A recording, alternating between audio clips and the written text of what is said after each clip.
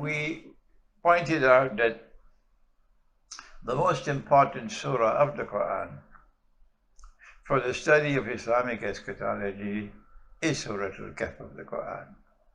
And we showed you how Surah Al-Kahf of the Quran took us to one of the major signs of the last day, namely Gog and Magog, Ya'juj and Ma'juj. And we will come back to that, inshallah, later on. But Surah Al-Kahf took us to Gog and Magog. And that was question 2, which the rabbis had posed. And these were questions which only a prophet could answer. Only a prophet could answer. Only he has this knowledge. So this knowledge is not in the world. The question about the ruh, we said to you, was answered very, very briefly. Say this to them. Say nothing more than this to them. Say just this to them. That's it, full stop. Kuli ruh min amri rabbi. That's it. Say to them that the ruh is by Allah's command. And this answer was placed in Surah to Bani Israel, which is also known as Surah Al-Isra. Let's not fight over names.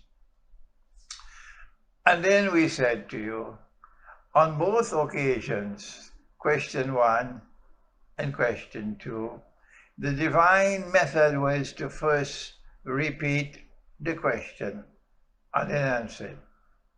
First repeat the question and then answer it. وَيَسْأَلُونَكَ عَنِ الرُّوحِ. And they question thee about the ruh.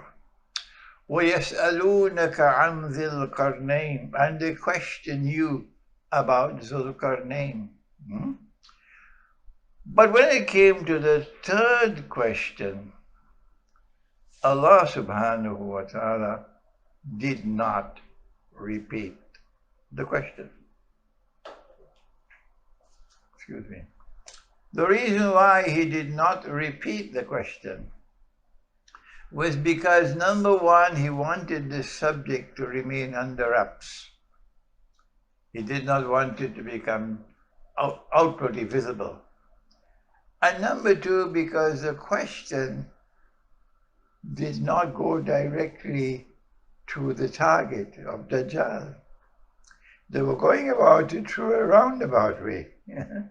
So he kept the subject of Dajjal under wraps, meaning you had to dig to be able to locate it. We said, and Allah knows best, that the target of question number 3 was Dajjal. And there are 2 passages in Surah Al-Kahf which are directly linked with Dajjal. This one about the young man in the cave, which we'll come to, inshallah. But then there's another passage in Surah Al-Kahf which is also linked to Dajjal. Remember, Dajjal comes with a mountain of bread, and people will follow him for his bread.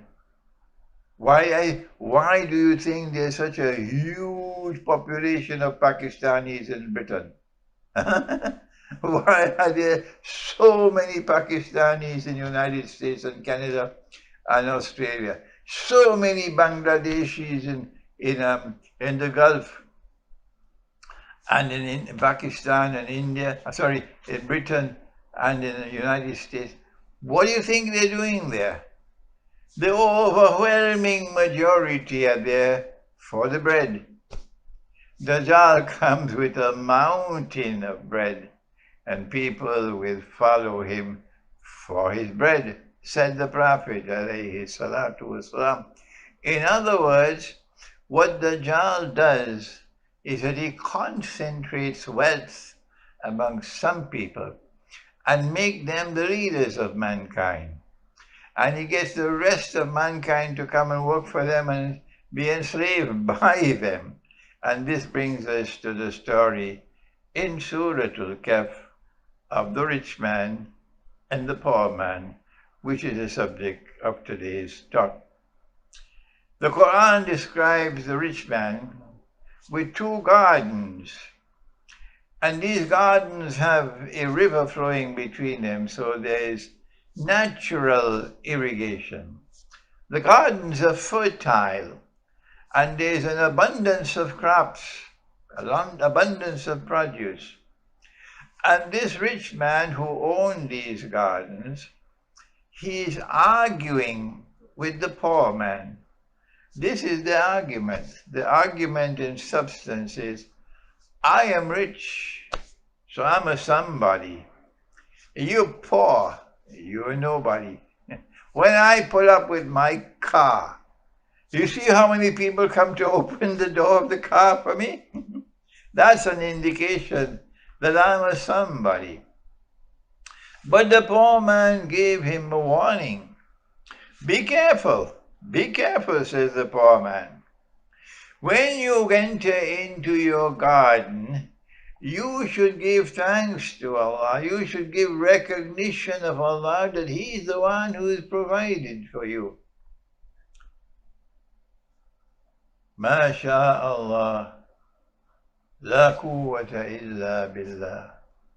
This is what the poor man is advising the rich man.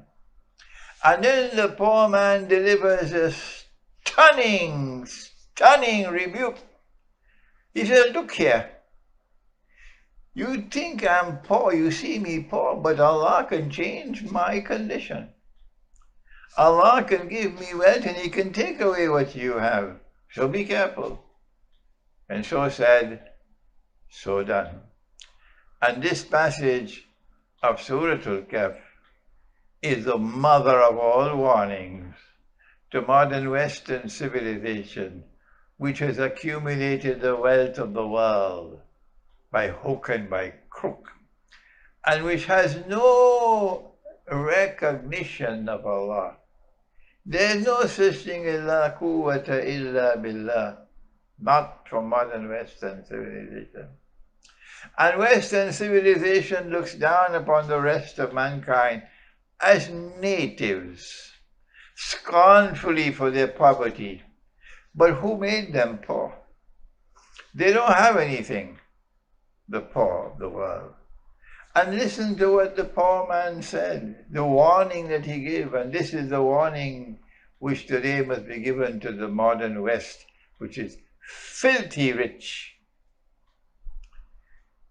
Allah can take away your wealth, and Allah can give me wealth. And so said, so done. Allah took away the water. He took away the water. And when there was no water, the gardens all dried up. And the rich man was left wringing his hands in frustration and in despair. Ya laytani la mushrik bi rabbi ahada. He now recognized that he had committed an act of shirk. He worshipped Allah with his lips, but with his heart he is worshipping the dunya. He is worshipping the wealth. He is worshipping his business.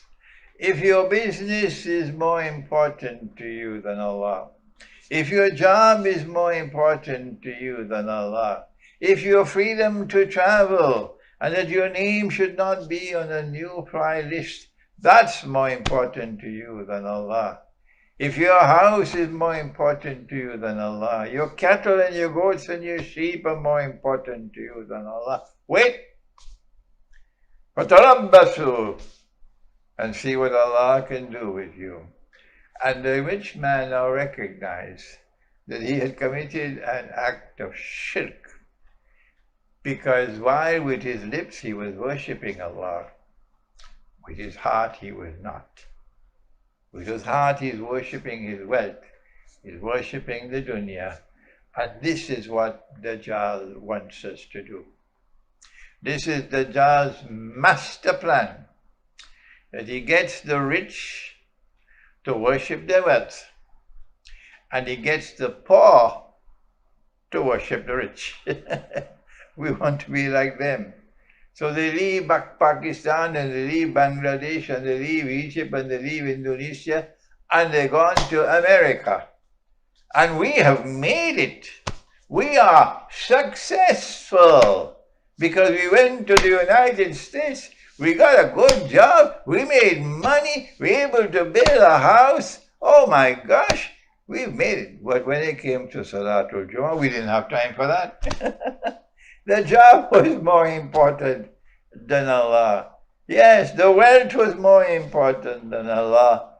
That was shirk. That shirk is all around us in the world today.